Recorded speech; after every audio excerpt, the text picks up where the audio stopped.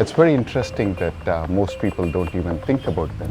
From the devices we carry in our hands to our connected homes, the cars we drive, healthcare, education, entertainment, semiconductors is driving the world today. It brings out the potential that we have and makes it easier for us, changing the quality of our life.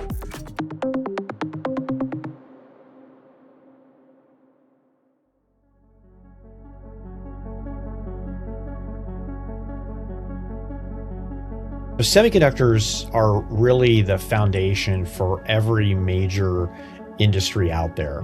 Without semiconductors, there's no AI, there's no cars, even modern healthcare, weapon systems without chips. The biggest vulnerability that exists right now is geographic concentration. Taiwan commands over 70% of the global foundry market and manufactures roughly 2/3 of the world's most advanced logic chips. And the risk is military, an earthquake, or a policy dispute could disrupt supply in a huge way. Foreign companies are building foundries in the United States, but what they're not doing is the core IP that actually goes in and makes those foundries work. Intel is the only domestic leading edge technology company that brings both the intellectual property, but also the foundries. Fab 52 is fully operated, and it is one of Intel's most advanced silicon process technology sites. Well, if you look around here, you can tell that it's a huge investment. It takes somewhere between 3 to 5 years to build a new fab like this. This is where we are running the products on 18A, and we are supplying the world with cutting-edge technology to cope with the increase on the overall computing demand.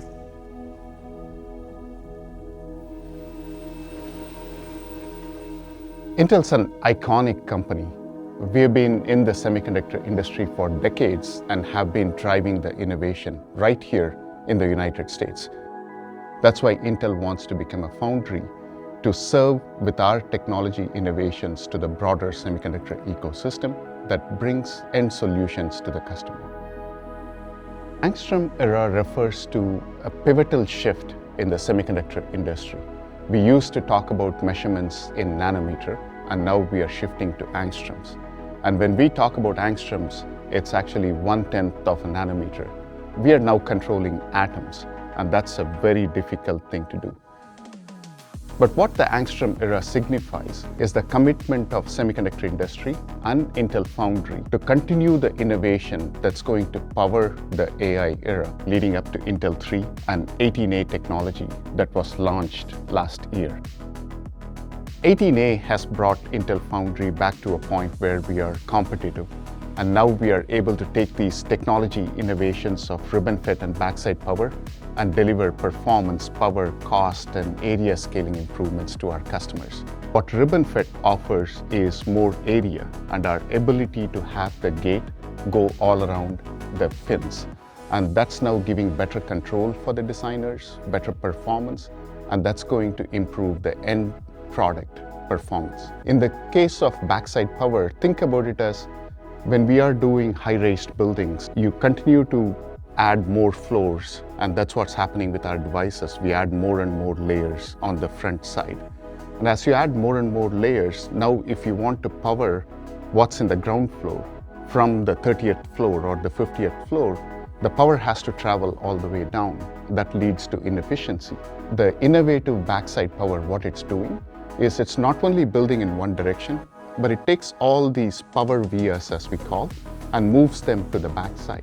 So all of a sudden, you have now enabled delivery of power to your transistors with a shorter distance. So the backside power is a revolutionary enablement that Intel has done, and it's going to benefit the performance and power scaling that we are driving in the future. We are doing everything at the atom level. That means that we are literally stacking atom on top of another atom. So many people call it magic, but we know this is engineering at its finest, at its absolute finest. Our technicians bring many years of experience, kind of hands-on experience, to run this operation, to maintain the advanced equipment that we have. What makes me passionate about the work I do is that I love the technology, but I love more the people. We have many problems to solve, and we are doing this day in and day out. It is something that is very dynamic, but it is equally very interesting and satisfying. All of these innovations is what's going to enable the AI revolution that we are faced with right now. And believe me, these innovations will change the landscape of future. And all of it is done right here in the United States, developed and manufactured.